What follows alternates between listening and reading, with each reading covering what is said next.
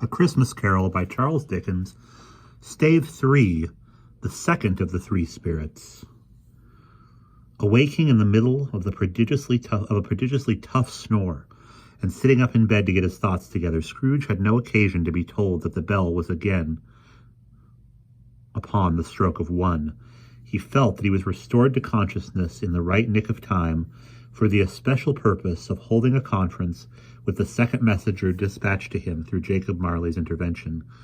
Now being prepared for almost anything, he was not by any means prepared for nothing, and consequently when the bell struck 1 and no shape appeared, he was taken with a violent fit of trembling. 5 minutes, 10 minutes, a quarter of an hour went by, yet nothing came.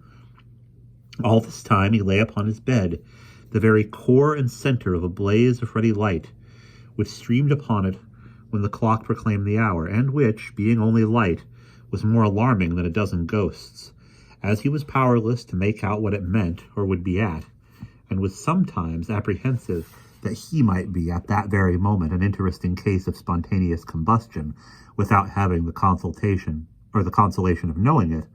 At last, however, he began to think, as you or I would have thought at first, for it is always the person not in the predicament who knows what ought to have been done in it, and would unquestionably have done it too at last. I say he began to think that the source and secret of this ghostly light might be in the adjoining room, from whence, on further tracing, it seemed to shine. This idea taking full possession of his mind, he got up softly and shuffled in his slippers to the door. The moment Scrooge's hand was on the lock, a strange voice called him by name and bade him enter. He obeyed. It was his own room, there was no doubt about that, but it had undergone a surprising transformation. The walls and ceiling were so hung with living green that it looked a perfect grove, from every part of which bright gleaming berries glistened. "Come in!" exclaimed the ghost. "Come in, and know me better, man." Scrooge entered timidly and hung his head before this spirit. He was not the dog Scrooge he had been, and though the spirit's eyes were clear and kind, he did not like to meet them. "I am the ghost of Christmas present," said the spirit. "Look upon me." Scrooge reverently did so. It was clothed in one simple deep green robe or mantle, bordered with white fur. This garment hung so loosely on the figure that its capricious breast was bare, as if disclaiming to be warded or concealed by any artifice. Its feet, observably beneath the ample folds of the garment, were also bare. Excuse me. And on its head it wore no other covering than a holly wreath, set here and there with shining icicles. Its dark brown curls were long and free as its genial face, its sparkling eye, its open hand, its cheery voice, its unconstrained demeanor, and its joyful air. Girded round its middle was an antique scabbard, but no sword was in it, and the ancient sheath was eaten up with rust. "You have never seen the like of me before?" exclaimed the spirit. "Never," Scrooge made answer to it. "Have never walked forth with the younger members of my family, meaning, for I am very young, my elder brothers born these latter years?" pursued the phantom. "I don't think I have," said Scrooge. "I am afraid I have not. Have you many brothers and sisters, spirit?" "More than 1,800, said the ghost. "A tremendous family to provide for," muttered Scrooge. The ghost of Christmas present rose. "Spirit," said Scrooge submissively, "conduct me where you will. I went forth last night on compulsion, and I learned a lesson which is working now tonight. If you have aught to teach me, let me profit by it." "Touch my robe." Scrooge did as he was told and held it fast. Holly, mistletoe, red berries, ivy, turkeys, geese, game poultry, brawn, meat, pigs, sausages, oysters, pies, puddings, fruit, and punch all vanished instantly.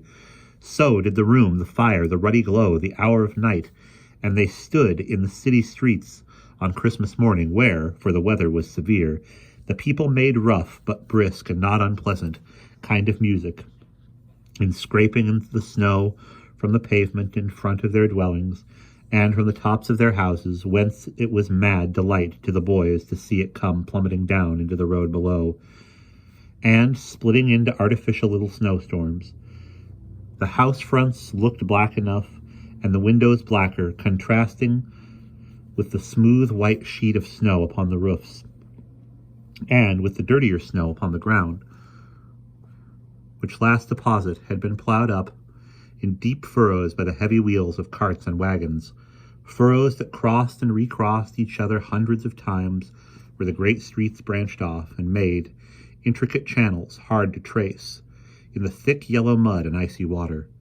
The sky was gloomy, and the shortest streets were choked with a dingy mist, half thawed, half frozen, whose heavier particles descended in a shower of sooty atoms, as if all the chimneys in Great Britain had by one consent caught fire and were blazing away to their dear heart's content.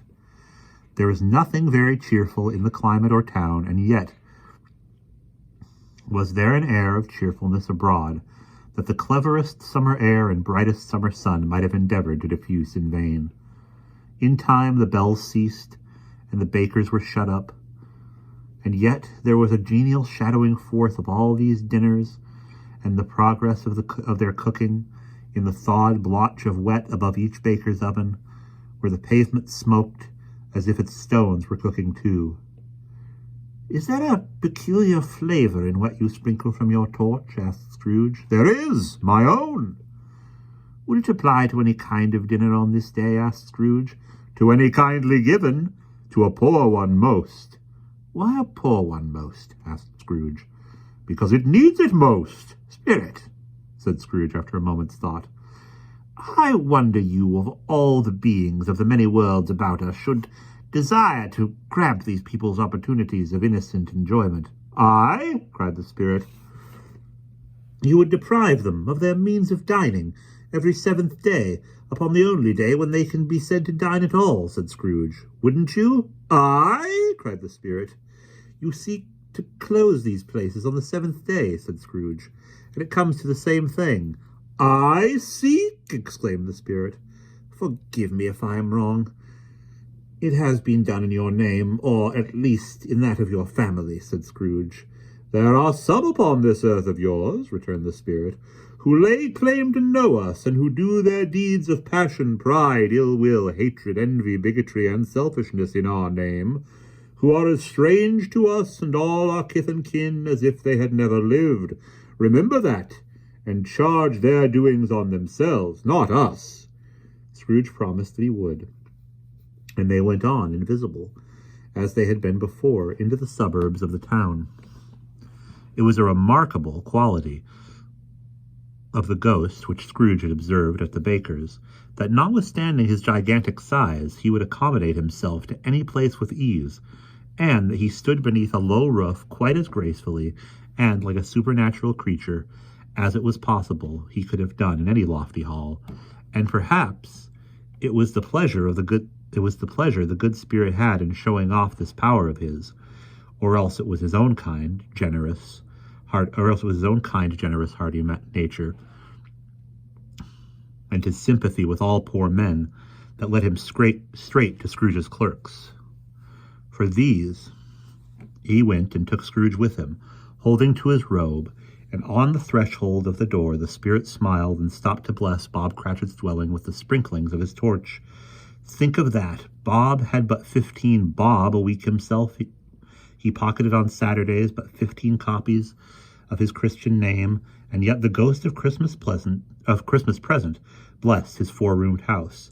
Then up rose Mrs. Cratchit, Cratchit's wife, dressed out but poorly in a twice-turned gown, but brave in ribbons, which are cheap and make a goodly show for 6pence, and she laid the cloth, assisted by Belinda Cratchit, second of her daughters, also brave in ribbons, while Master Peter Cratchit plunged a fork into a saucepan of potatoes, and, getting the corners of his monstrous shirt-collar, Bob's private property conferred upon his son and heir in honor of the day, into his mouth, rejoiced to find himself so gallantly attired, and yearned to show his linen in the fashionable parks.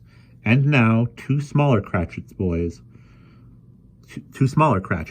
and girl, came tearing in, screaming that outside the baker's they had smelled the goose and known it for their own, and basking in luxurious thoughts of sage and onion, these young Cratchits danced about the table, and exalted Master Peter Cratchit to the skies, while he, not proud, although his collar nearly choked him, blew the fire until the slow potatoes, bubbling up, knocked loudly at the saucepan lid to be let out and peeled. "What has ever got your precious father, then?" said Mrs. Cratchit. "And your brother, Tiny Tim?" "And Martha weren't as late last Christmas by half an hour." "Here's Martha, mother," said a girl appearing as she spoke. "Here's Martha, mother," cried two young Cratchits. "Hurrah! There's such a goose, Martha." "Why, bless your heart alive, my dear, how late you are," said Mrs. Cratchit, kissing her a dozen times and taking off her shawl and bonnet for her with officious zeal. "We'd a deal of work to finish up last night," replied the girl, "and had to clear away this morning, mother." "Well, never mind, as long as you're come," said Mrs. Cratchit. "Sit ye down before the fire, my dear, and have a warm, Lord bless ye." "No, no, there's father coming," cried the two young Cratchits, who were everywhere at once. "Hide, Martha, hide."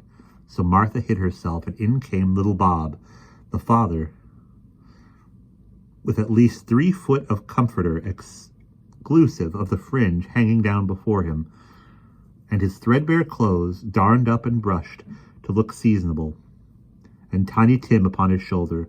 Alas for Tiny Tim, he bore a little crutch, and had his limbs supported by an iron frame. "Where is our Martha?" cried Bob Cratchit, looking round.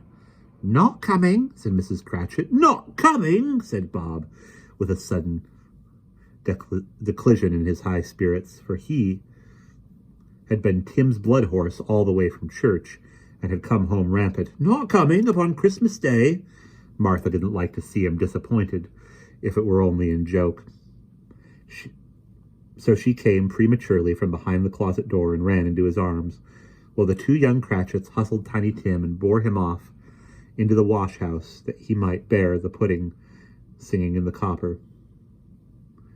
"And how did little Tim behave?" asked Mrs. Cratchit when she had rallied Bob on his credulity. Bob had hugged his daughter to his heart's content. "As good as gold," said Bob, "and better. Sometimes he gets thoughtful, sitting by himself so much, and thinks the strangest things you ever heard. He told me coming home that he hoped people saw him in the church because he was a cripple, and it might be pleasant to them to remember upon Christmas Day who made lame beggars walk and blind men see. There never was such a goose. Bob said he didn't believe there ever was such a goose cooked. Its tenderness and flavor, size and cheapness were the themes of universal admiration. Eked out by applesauce and mashed potatoes, it was a sufficient dinner for the whole family. Indeed, as Mrs. Cratchit said with great delight, surveying one small atom of a bone upon the dish, they hadn't ate it all at last, yet everyone had enough, and the youngest Cratchits in particular were steeped in sage and onion to the eyebrows. But now, the plates being changed by Miss Belinda, Mrs. Cratchit left the room, too nervous to bear witness, to take the pudding up and bring it in. Suppose it should not be done enough. Suppose it should break in turning out. Suppose somebody should have got over the wall of the backyard and stolen it while they were merry with the goose, a supposition at which the two young Cratchits became livid. All sorts of horrors were supposed. Hallo, a great deal of steam. The pudding was out of the copper. A smell like a washing day. That was the cloth. A smell like an eating house. And a pastry cook's next door to each other, with a laundress's next to that. That was the pudding. In half a minute Mrs. Cratchit entered, flushed but smiling proudly, with the pudding like a speckled cannonball, so hard and firm, blazing in half or half a quartern of ignited brandy and bedite with Christmas holly stuck into the top. Oh, a wonderful pudding, Bob Cratchit said, and calmly, too, that he regarded it as the greatest success achieved by Mrs. Cratchit since their marriage. Mrs. Cratchit said that now the weight was off her mind, she would confess that she had her doubts about the quantity of flour. Everybody had something to say about it, but nobody said or thought It was at all a small pudding for a large family. It would have been flat heresy to do so. Any Cratchit would have blushed to hint at such a thing. At last the dinner was all done. The cloth was cleared, the hearth swept, and the fire made up. The compound in the jug being tasted, and considered perfect, apples and oranges were put upon the table, and a shovelful of chestnuts on the fire. Then all the Cratchit family drew round the hearth, in what Bob Cratchit called a circle, meaning half a one, and at Bob Cratchit's elbow stood the family display of glass, 2 tumblers and a custard cup without a handle. These held the hot stuff from the jug, however as well as golden goblets would have done, and Bob served it out with beaming looks while the chestnuts on the fire sputtered and cracked noisily. Then Bob proposed, "A Merry Christmas to us all, my dears. God bless us," which all the family re-echoed. "God bless us, everyone," said Tiny Tim, the last of all. He sat very close to his father's side upon his little stool. Bob held his withered little hand in his, as if he loved the child and wished to keep him by his side and dreaded that he might be taken from him. "Spirit," said Scrooge, with an interest he had never felt before, "tell me if Tiny Tim will live?" "I see a vacant seat," replied the ghost, "in the poor chimney corner, and a crutch without an owner, carefully preserved. If these shadows remain unaltered by the future, the child will die." "No, no," said Scrooge. "Oh, no, kind spirit, say he will be spared." "If these shadows remain unaltered by the future, none other of my race," returned the ghost, "will find him here. What then? If he be like to die, he had better do it and decrease the surplus population." Scrooge hung his head to hear his own words quoted by the spirit, and was overcome with penance and grief. "Man," said the ghost, "if man you be in heart, not adamant, forbear that wicked cant until you have discovered what the surplus is and where it is. Will you decide what men shall live, what men shall die? It may be that in the sight of heaven you are more worthless and less fit to live than millions like this poor man's child. O God, to hear the insect on the leaf pronouncing on the too much life among his hungry brothers in the dust." Scrooge bent before the ghost's rebuke, and trembling cast his eyes upon the ground, but he raised them speedily on hearing his own name. "Mr. Scrooge," said Bob. "I'll give you Mr. Scrooge, the founder of the feast." "The founder of the feast, indeed!" cried Mrs. Cratchit, reddening. "I wish I had him here. I'd give him a piece of my mind to feast upon. I hope he'd have a good appetite for it." "My dear," said Bob, "the children. Christmas Day." "It should be Christmas Day, I am sure," she said, "on which one drinks to the health of such an odious, stingy, hard, unfeeling man as Mr. Scrooge. You know he is, Robert. Nobody knows it better than you do, poor fellow." "My dear," was Bob's mild answer, "Christmas Day." I'll drink his health for your sake and the day's," said Mrs. Cratchit. "Not his. Long life to him, a Merry Christmas and a Happy New Year. He'll be very merry and very happy, I have no doubt." The children drank the toast after her. It was the first of their proceedings, which had no heartiness in it. Tiny Tim drank last of all, but he didn't care twopence for it. Scrooge was the ogre of the family. The mention of his name cast a dark shadow on the party, which was not dispelled for full 5 minutes. After it passed away, they were 10 times merrier than before, from the mere relief of Scrooge the Baleful being done with. Bob Cratchit told them how he had a situation in his eye for Master Peter, which would bring in, if obtained, full 5 and 6 weekly. The 2 young Cratchits laughed tremendously at the idea of Peter being a man of business, and Peter himself looked thoughtfully at the fire from between his collar, as if he were deliberating what particular investments he should favor when he came into receipt of that bewildering income. Martha, who was a poor apprentice at a milliner's, then told them what kind of work she had to do, and how many hours she worked at a stretch, and how she meant to lie abed tomorrow morning for a good long rest, tomorrow being a holiday she passed at home. Also, how she had seen a countess and a lord some days before, and how the lord was much about as tall as Peter, at which Peter pulled up his collar so high that you couldn't have seen his head if you had been there. All this time the chestnuts and the jug went round, and by they had a song about a lost child traveling in the snow, from Tiny Tim, who had a plaintive little voice and sang it very well indeed. There was nothing of high mark in this. They were not a handsome family. They were not well dressed. Their shoes were far from being waterproof. Their clothes were scanty, and Peter might have known, and very likely did, the inside of a pawnbroker's. But they were happy, graceful, pleased with one another, and contented with the time. And when they faded and looked happier yet, in the bright sprinklings of the Spirit's torch at parting, Scrooge had his eye upon them, and especially on Tiny Tim until the last. By this time it was getting dark and snowing pretty heavily, and as Scrooge and the Spirit went along the streets, the brightness of the roaring fires in kitchens, parlors, and all sorts of rooms was wonderful. Here the flickering of the blaze showed preparations for a cozy dinner, with hot plates baking through and through before the fire, and deep red curtains ready to be drawn to shut out cold and darkness. There all the children of the house were running out into snow to meet their married sisters, brothers, cousins, aunts, and to be first to greet them. Here again were shadows on the window blinds of guests assembling, and there a group of handsome girls, all hooded and fur-booted, and all chattering at once, tripped lightly off to some near neighbor's house, where, woe upon the single man who saw them enter, artful witches, well they knew it, in a glow.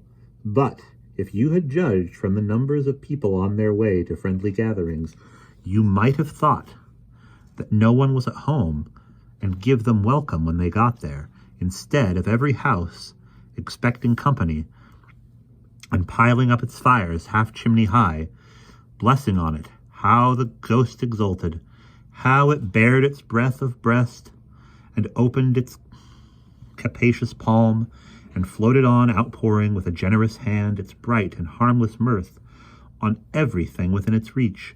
The very lamplighter who ran on before, dotting the dusky streets with specks of light, and who was dressed to spend the evening somewhere, laughed out loudly as the Spirit passed through. Little kenned the lamplighter that he had any company but Christmas. And now, without a word of warning from the ghost, they stood upon a bleak and desert moor, where monstrous masses of rude stone were cast about, as though it were the burial of giants, and water spread itself wheresoever it listed, or would have done so, but for the frost that held it prisoner, and nothing grew but moss and furze and coarse rank grass. Down in the west the setting sun had left a streak of fiery red, which glared upon the desolation for an instant like a sullen eye, and frowning lower yet, was lost in the thick gloom of the darkest night. "What place is this?" asked Scrooge. "A place where miners live, who labor the bowels of the earth," returned the Spirit. "But they know me. See!" A light shone from the window of the hut, and swiftly they advanced toward it. Passing through the wall of mud and stone, they found a cheerful company assembled round a glowing fire, an old man and woman with their children and their children's children, and another generation beyond that, all decked out gaily in their holiday attire. The old man, in a voice that seldom rose above the howling of the wind upon the barren waste, was singing them a Christmas song. It had been a very old song when he was a boy, and from time to time they all joined in the chorus. So surely as they raised their voices, the old man got quite blithe and loud, and so surely as they stopped, his vigor sank again. Again the ghost sped on, above the black and heaving sea, on and on until, being far away, he told Scrooge, from any shore they lighted on a ship. It was a great surprise to Scrooge, while listening to the moaning of the wind, and thinking what a solemn thing it was to move on through the lonely darkness over an unknown abyss, whose depths were secrets as profound as death. It was a great surprise to Scrooge, while thus engaged, to hear a hearty laugh. It was a much greater surprise to Scrooge to recognize it as his nephew's, and to find himself in a bright, dry, gleaming room, with the Spirit standing smiling by his side, and looking at that same nephew with approving affability. "Ha, ha!" laughed Scrooge's nephew. "Ha, ha, ha!" If he should happen by any unlikely chance to know a man more blessed in a laugh than Scrooge's nephew, all I can say is I should like to know him too. Introduce him to me, and I'll cultivate his acquaintance. It is a fair, even-handed, noble adjustment of things, that, well, there is infection in disease and sorrow. There is nothing in the world so irresistibly contagious as laughter and good humor. When Scrooge's nephew laughed in this way, holding his sides, rolling his head, twisting his face into the most extravagant contortions, Scrooge's niece, by marriage, laughed as heartily as he, and their assembled friends, being not a bit behindhand, roared out lustily, "Ha, ha! Ha, ha, ha, ha, ha!" "He said Christmas was a humbug, as I live," cried Scrooge's nephew. "He believed it, too." "More shame for him, Fred," said Scrooge's niece indignantly. "Bless those women. They never do anything by halves. They are always in earnest." She was very pretty, exceedingly pretty, with a dimpled, surprised-looking, capital face, a ripe little mouth that seemed made to be kissed, and no doubt it was, all kinds of good little dots about her chin that melted into one another when she laughed, and the sunniest pair of eyes you ever saw in any little creature's head. Altogether, she was what you would have called provoking, you know, but satisfactory, too. Oh, perfectly satisfactory. "He's a comical fellow," said Scrooge's nephew. "That's the truth, and not as pleasant as he might be. However, his offences carry their own punishment, and I have nothing to say against him." "I'm sure he is very rich, Fred," hinted Scrooge's niece. "At least you always tell me so." "What of that, my dear?" said Scrooge's nephew. "His wealth is of no use to him. He don't do any good with it. He don't make himself comfortable with it. He hasn't the satisfaction of thinking, ha, ha, ha, that he is ever going to benefit us with it." "I have no patience with him," observed Scrooge's niece. Scrooge's niece's sisters and all the other ladies expressed the same opinion. "Oh, I have," said Scrooge's nephew. "I'm sorry for him. I couldn't be angry with him if I tried. Who suffers by his ill whims? Himself, always. Here he takes it into his head to dislike us, and he won't come to dine with us. What's the consequence? He don't lose much of a dinner." "Indeed, I think he loses a very good dinner," interrupted Scrooge's niece. Everybody else said the same, and they must be allowed to have competent judges, because they had just had dinner, and with the dessert upon the table were clustered round the fire by lamplight. "Well, I am glad to hear it," said Scrooge's nephew, "because I haven't any great faith in these young housekeepers. What do you say, Topper?" Topper had clearly got his eyes upon one of Scrooge's niece's sisters, for he answered that a bachelor was a wretched outcast who had no right to express an opinion on the subject, whereas Scrooge's niece's sister, the plump one with the lace tucker, not the one with the roses, blushed. "Do go on, Fred," said Scrooge's niece, clapping her hands. "He never finishes what he begins to say. He is such a ridiculous fellow." Scrooge's nephew revelled in another laugh, and it was impossible to keep the infection off, though the plump sister tried hard to do so, with aromatic vinegar. His example was unanimously followed. "I was only going to say," said Scrooge's nephew, "that the consequence of his taking a dislike to us, and not making merry with us, is, I think, that he loses some pleasant moments, which could do him no harm. I am sure he loses pleasanter companions than he can find in his own thoughts, either in his mouldy old office or his dusty chambers. I mean to give him the same chance every year, whether he likes it or not, for I pity him. He may rail at Christmas till he dies, but he can't help thinking better of it. I defy him. If he finds me going there in good temper year after year and saying, 'Uncle Scrooge, how are you?' if it puts him in the vein to leave his poor clerk £50, that's something, and I think I shook him yesterday." After a while they played at forfeits, for it is good to be children sometimes, and never better than at Christmas, when its mighty founder was a child himself. Stop! There was a game of blind man's bluff. Of course there was. And I no more believe Topper was really blind than I believe he had eyes in his boots. My opinion is that it was a done thing between him and Scrooge's nephew, and the ghost of Christmas Present knew it. The way he went after that plump sister in the lace tucker was an outrage on the credulity of human nature, knocking down the fire irons, tumbling over the chairs, bumping up against the piano, smothering himself among the curtains. Whenever she went wherever she went, there went he. He always knew where the plump sister was. He wouldn't catch anybody else. If you had fallen up against him, as some of them did, on purpose, he would have made a feint of endeavoring to seize you, which would have been an affront to your understanding, and would instantly have sidled off in the direction of the plump sister. She often cried out that it wasn't fair, and it really was not. But when at last he caught her, when in spite of all her silken rustlings and her rapid flutterings past him, he got her into a corner whence there was no escape, then his conduct was most execrable.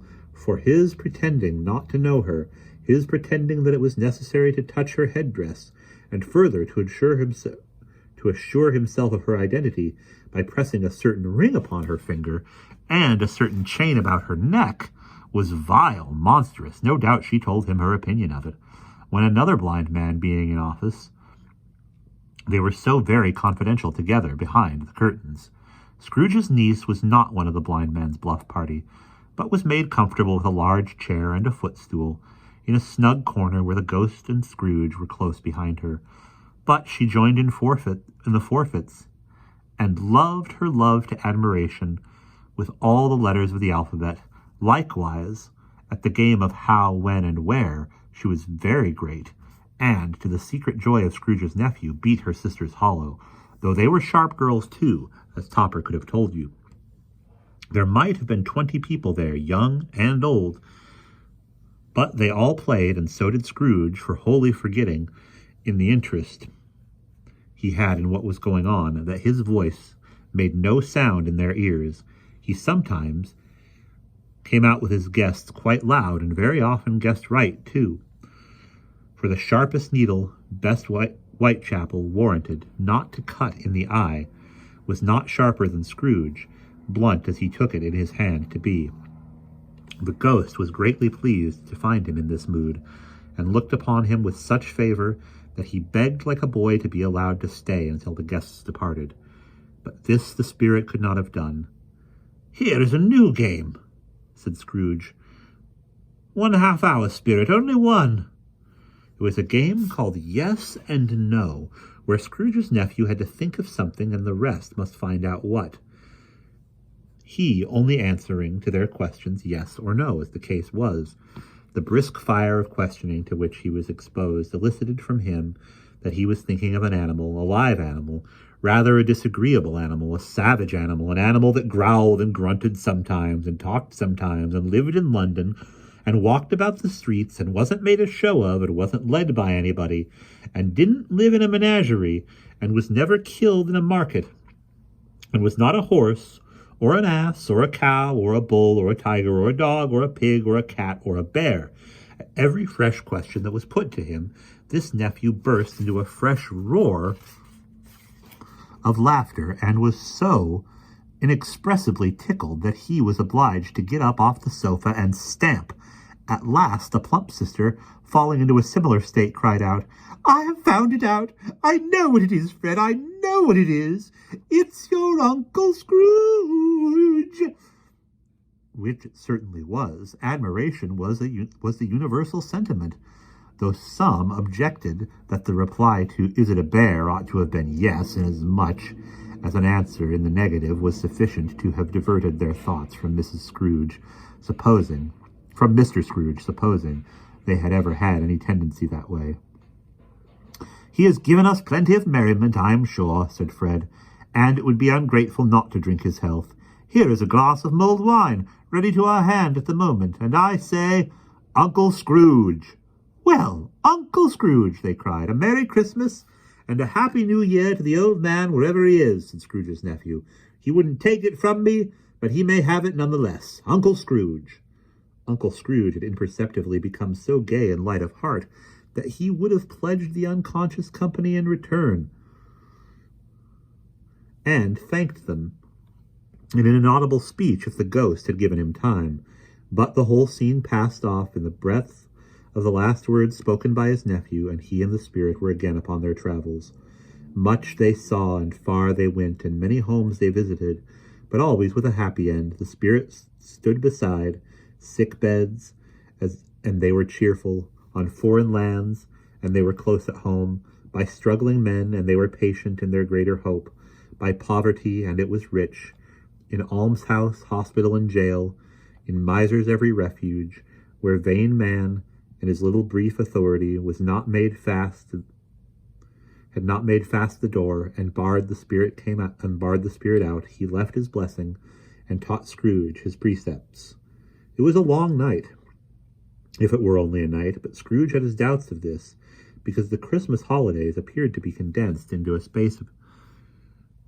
space of time they passed together. It was strange, too, that while Scrooge remained unaltered in his outward form, the ghost grew older, clearly older. Scrooge had observed this change, but never spoke of it until they left a children's Twelfth Night party, when, looking at the spirit as they stood together in an open place, he noticed that his hair was gray.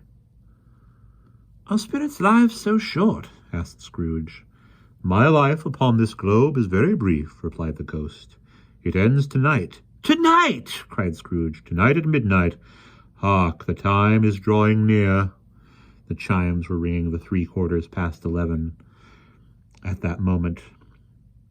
"Forgive me if I am not justified in what I ask," said Scrooge, looking intently at the spirit's robe, "but I see something strange and not belonging to yourself protruding from your skirts. Is it a foot or a claw?"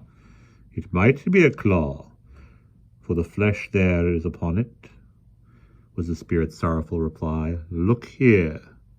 From the foldings of his robe it brought two children, wretched, abject, frightful, hideous, miserable. They knelt down at his feet and clung upon the outside of his garment. "Oh, man, look here. Look down here," exclaimed the ghost. They were a boy and a girl, yellow, meager, ragged, scowling, wolfish, but prostrate, too, in their humility. "Spirit, are they yours?" Scrooge could say no more. "They are man's," said the spirit, looking down upon them, "and they cling to me, appealing from their fathers. This boy is ignorance, this girl is want. Beware of them both, and all their degree. But most of all, beware the boy, for on his brow I see that written which is doom, unless the writing is erased." "Deny it!" cried the spirit, stretching out its hand toward the city. "Slander those who tell it ye. Admit it for your fatuous purposes, and make it worse, and bide the end." "They have no refuge or resource," cried Scrooge. "Are there no prisons?" said the spirit, turning on him for the last time with his own words. "Are there no workhouses?" The bell struck 12. Scrooge looked about him for the ghost and saw it not. As the last stroke ceased to vibrate, he remembered the prediction of old Jacob Marley, and lifting up his eyes, beheld a solemn phantom, draped and hooded, coming like a mist along the ground toward him. And that's the end of Stave 3.